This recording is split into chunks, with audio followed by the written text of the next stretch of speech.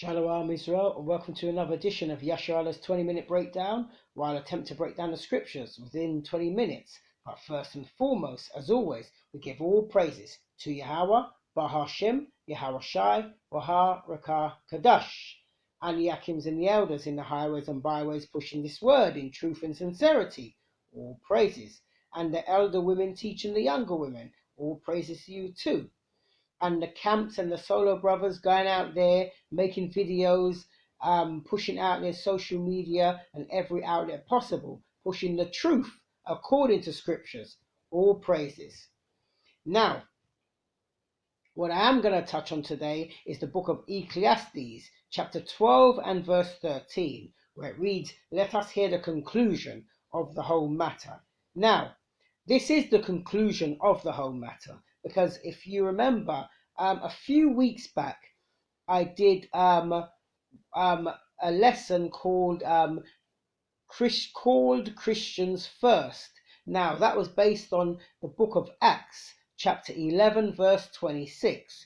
There I want to show you where they use Christianity to miseducate us, to keep us far from our God as possible, and to teach us the way they wanted us to learn the Bible. And also in that lesson, I didn't go into it, but I just introduced this, which was the Willie Lynch letter and making of slaves. I introduced this, and I said to you the following week I was going to go into this in more depth.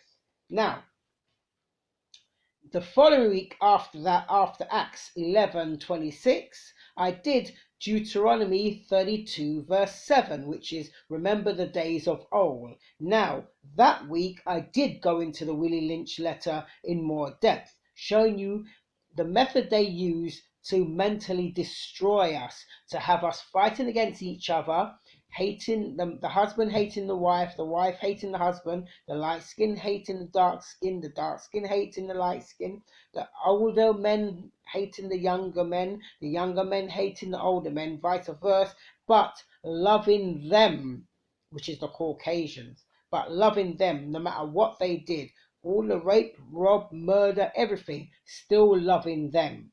And it still plays out today. We have many of our people that still worship and love the Caucasians, even to this day. Now, and then the week after that now, which was last week gone, I did the continuation of the Willie Lynch letters, because I didn't get everything out that I wanted out in the Deuteronomy 32 and 7 lesson, remember the days of old.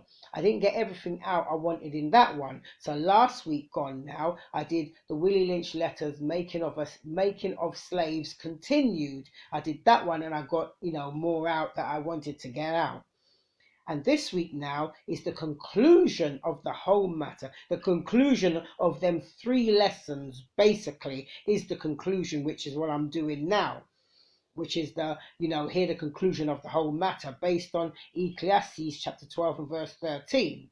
Now, the thing about the church, like the modern day Christian church, they never teach you any of your history. They never tell you who you really are. Yeah, they make you believe you're a Gentile, and they got you believing those so-called Jewish people with them, those Caucasian-looking Jewish people with the curls down, and they always wear them hats, and they got you believing they are the people of the book, like they are the real Jews, when the Bible clearly shows you that they're not. They also got you which is the modern day Christian church. They also got you believing that everybody is your brother who believes. Once they believe, they're your brother or your neighbor. But when you go into Leviticus chapter 19 verse 18, it shows you your brother and your neighbor are the children of your people. That's according to the Bible, not according to man's philosophy. Now, the Bible teaches you that it's your people is your brother and your neighbor, not all people. Then they got you then the church, the modern day church, teaches you worshiping on Sunday, which Sunday is the first day of the week.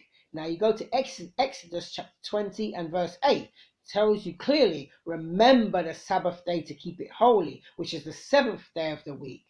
Yeah? And also the modern day Christian church gives you no laws to keep whatsoever, none whatsoever.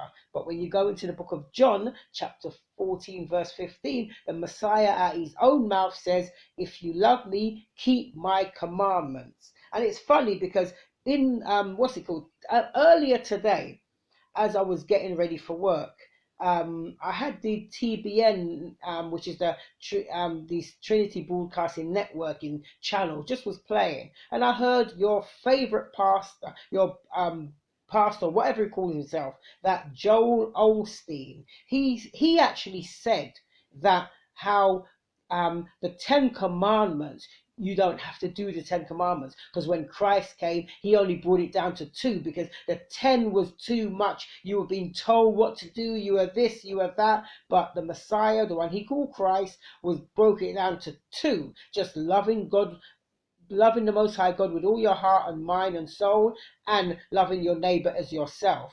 But you see, the fool doesn't even realize that is the 10 summed up in the 2. Because when you go through the 10 commandments itself, from the first commandment to the 4th commandment, like 1, 2, 3, 4, is loving God with all your heart, mind, and soul. And the 5th commandment, 6, 7, 8, 9, 10, is loving thy neighbor as thyself. That's what I say. These guys don't know nothing. They don't realize the laws, because what Christ was doing when he said, the 2 great commandments, like this, love the Lord thy God with all your heart, mind, and soul. That's the first great commandment, and the second is like unto it, love your neighbor as yourself. He was summarizing all the commandments into 2. That's all he did. He didn't say you only have to keep 2. That's what the 2 boils down to. That's what he was showing you, you know.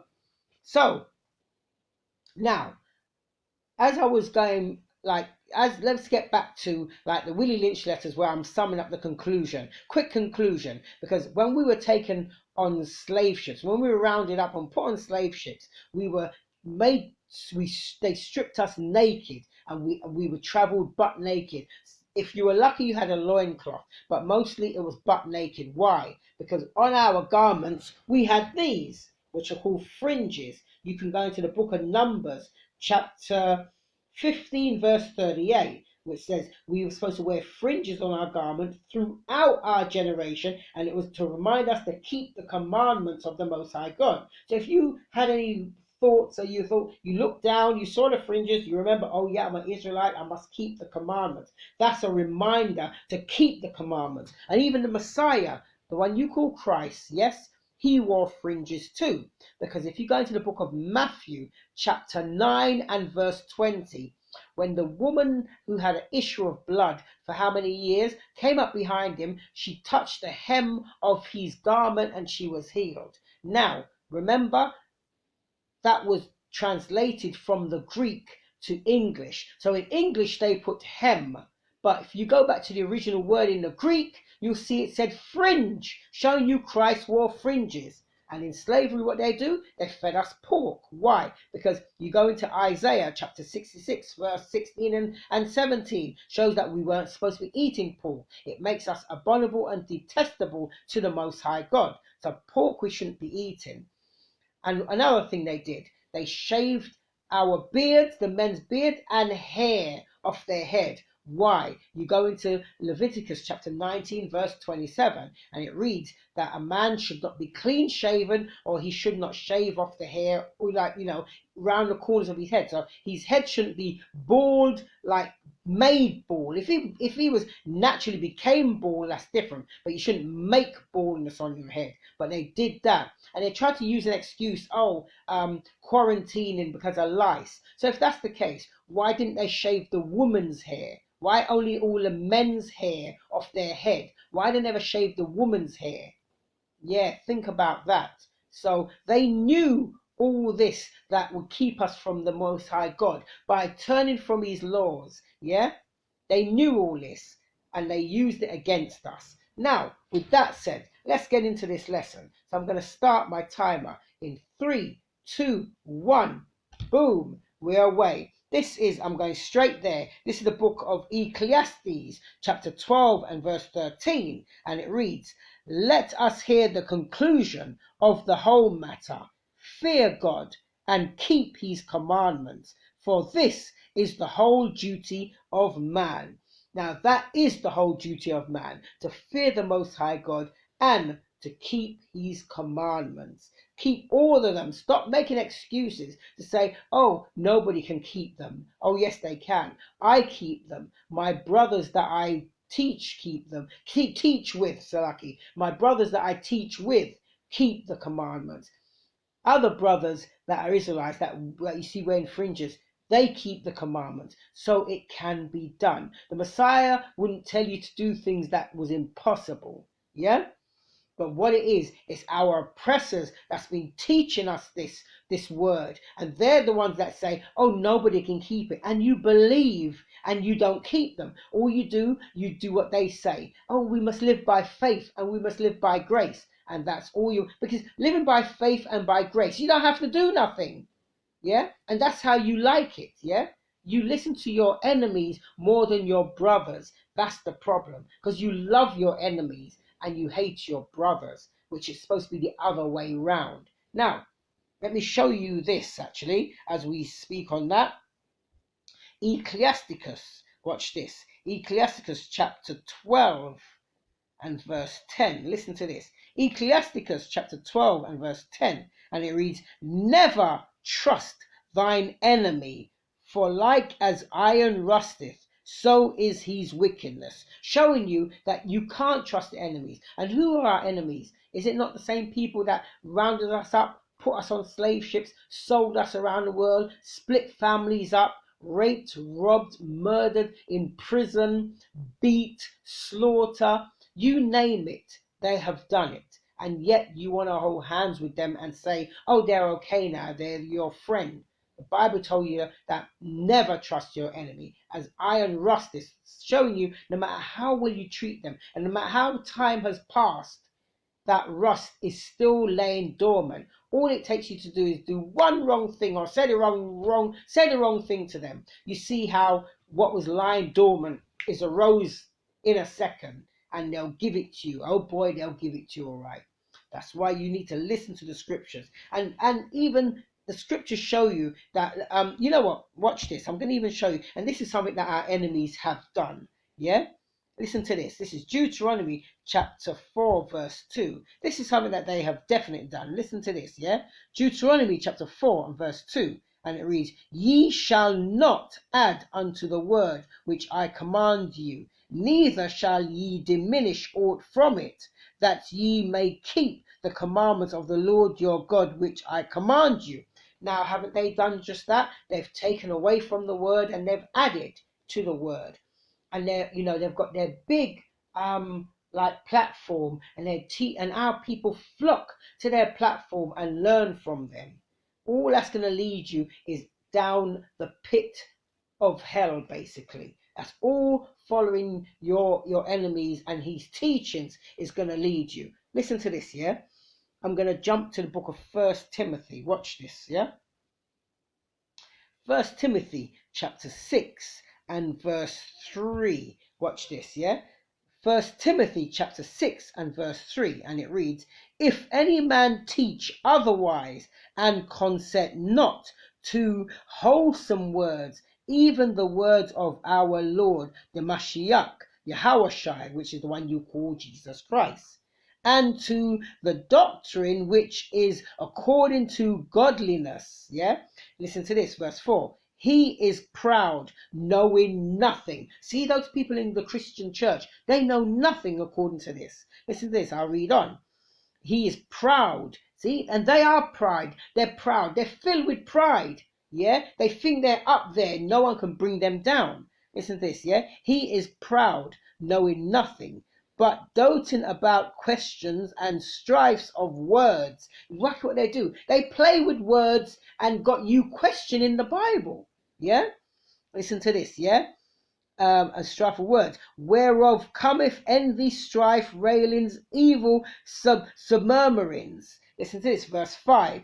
Perverse disputing of men of corrupt mind. And that's exactly what they are. These Joel Osteens, these what's the other one called? TD Jakes. These tell Matthew Marlowe, or however you pronounce his name. These televangelists, they're perverse disputation of men. They're corrupt minds. Listen to this, and I'll read on. And this is one thing they are, and destitute of the truth. Now there, I'm going to hold that there. Destitute of the truth. What is the truth they're destitute from? Watch this. I'll show you. Psalms 119 verses 142. Listen to this. Psalms 119 verse 142, and it reads, Thy righteousness is an everlasting righteousness, and thy law is the truth. That's what they're destitute of, because they don't teach you no laws. They just teach you, oh, everything's rosy, and they have this, soothing, sweet voice. Everything is rosy and sweet, yeah? Yeah, so that's what they're destitute of. Destitute of. Let me go back where I was. I just want to show you that. Back to 1 Timothy chapter 6, and I was actually reading verse 5. I'm going to take it at the top of verse 5 again. 1 Timothy chapter 6 and verse 5, and it reads, Perverse disputing of men of corrupt mind, and destitute of the truth. Suppose, here we go, and this is them in a nutshell. Supposing that gain is godliness. See, they're like, posterity preachers. And what did my brother say to me earlier? He said motivational speakers. Yes, that's it. Motivational speakers. A lot of them are too. To get you motivated to feel like, oh, I can do anything. I can reach the highest mountain. I can earn this. I can earn that. That's what they're on. They're on money. They're on gain. That's what they're on. So it says here, supposing that gain is godliness. Then it says, from such withdraw thyself. That's what the scripture says. From them kind of people, you withdraw yourself. You shouldn't be amongst them, let alone learning from them. Wow, I'm telling you, this Bible is powerful, so powerful, yeah? Listen, I'm gonna go back to Ecclesiastes. I need to read this one again so it sinks home. Ecclesiasticus chapter 12 and verse 13. And it verse lucky Ecclesiasticus chapter Ecclesiasticus chapter 12 and verse 10. Lucky, and it reads, Never trust thine enemy, for like as iron rusteth, so is his wickedness. Now you see, and that's our problem. You want to hold hands with your enemy after all what you've been through, where you've been taken into slavery by them, you've been whipped, your whole history whipped out of you, you've been given a new identity, a new name, everything, you're working for peanuts that you've got to pay back in taxes to the same people that's working you, yeah, and all this, yeah, and you still love them. And every time we say something, we're called pre-teaching hate, or what about the other nations? So every time we want to build with our own people, we have been told, what about the other nations? Now let me show you in the Bible what you're supposed to be doing, yeah? Now, watch this. I'm going to go to the book of Zephaniah. Watch this, yeah? This is the scriptures. This is the Most High God. This isn't me. This is Zephaniah chapter 2 and verse 1. Listen to this. Zephaniah chapter 2 and verse 1, and it reads, Gather yourself together, yea, gather together, O nation not desired. Now, who's the nations not desired? Isn't it us, the blacks, the Hispanics, and the Native Americans? We are not desired. The 12 tribes of Israel, the northern kingdom and the southern kingdom. So we need to come together and build. We don't need the other nations, yeah? The Bible tells us that we must gather together, yeah? And watch this. I'm going to even show you, even the men of old, they didn't gather with the other nations. Watch this, yeah? This is the book of Ezra. I'm going to jump to the book of Ezra, chapter 4 and verses 2 into 3. Now, this is when King Cyrus let the children of Israel go back to Jerusalem to build back up the temple. Yeah, and I'm going to take it from here. This is when Zerubbabel and the chief of the fathers, was let, given provisions and all that to build back the temple back in Jerusalem. Now, watch this. I'm going to take it from verse 2. Listen to this.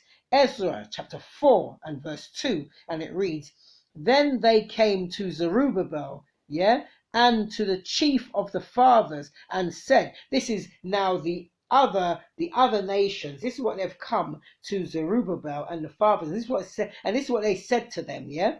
He said, I take it from the top again. Then they came to Zerubbabel and to the chief of the fathers and said unto them, let us build with you. Oh, let's all get along. Let's hold hands. We are one. We are fighting the same struggle. Yeah. Let us build with you, for we seek your God as ye do, and we do sacrifice unto him since the days of Ergahanan, king of Assyria, which brought us up hither. Right now, so they said they want to join with them, with the Israelites, and build with you. We want to build back the temple with you because we seek your God. Let's work together and let's do this work. Now let's see what Zerubbabel said. Let's see if Zerubbabel said, yes, all welcome, come on, we are all brothers. Doesn't matter what nation you're from, we are all one. No matter, even though you took us into slavery, you mistreated us, forget about that. That was in the past. Let's see what Zerubbabel said. Ezra chapter 4 and verse 3 now. But Zerubbabel and Joshua, and listen to this, but Zerubbabel and Joshua and the rest of the chief of the fathers of Israel said unto them, let's see what they said unto them. They said, this is what they said, ye have nothing to do with us to build an house unto our God. I want to repeat that. Listen to what he said. They said to the other nations who want to build with them, ye have nothing to do with us to build an house unto our God, but we ourselves together will build unto the Lord God of Israel, as King Cyrus, the king of Persia, has commanded us. So you see, they rejected their help. Because you can't have your enemy building with you, because your enemy will build with you and secretly be destroying you still. Remember, like iron rusteth, so is his wickedness. So if you think that they love you now because they give you a piece of land or they're giving you a little job, they've bumped up your wages a bit, so you're living a bit more large, you think they still love you? Think again. Yeah, you think again. You don't know who you're dealing with. Yeah. Now, watch this. This is a message that the Most High straight to you people who love to hold hands with your oppressors. Listen to this. This is Revelations, the last book of the Bible. You can't get newer than Revelations. Listen to this. Revelations chapter 18 and verse 4. Listen to this. And it reads, and Revelations chapter 18 verse 4, and it reads, and I heard another voice from heaven saying, come out of her, my people, that ye be not partakers of her sins, and that ye receive not of her plagues. You see, it says, come out of her, my people. Now, who is my people? Who is he talking to? Who's my people? Let's quickly clear that up. Amos, let's jump to the book of Amos quickly, chapter 7 and verse 15. Let's see who my people is. Amos chapter 7 verse 15, and it reads, and the Lord took me as I followed the flock, and the Lord said unto me, go, prophesy unto my people Israel. Clearly showing you who his people is. His people are the children of Israel, which are the 12 tribes, yeah? Which are the blacks, Hispanics, and Native Americans. Those are his people. Those are the true children of the Most High God, yeah? Now, just wanted to clear that up. Now, let's jump to Proverbs, the book of Proverbs. Where are we? Proverbs chapter 6. And listen to this. Proverbs chapter 6 and verses 17. I'm going to take it from 17 to 19. Listen to this. Proverbs chapter 6 verse 17. And it reads, a proud look, a lying tongue, and hands that shed innocent blood. Verse 18. And heart that deviseth wicked imaginations. Feet that be swift in running to mischief. In verse 19, a false witness that speaketh lies, and he that soweth discord amongst brethren. Now, those 3 verses I read, who has done all of that?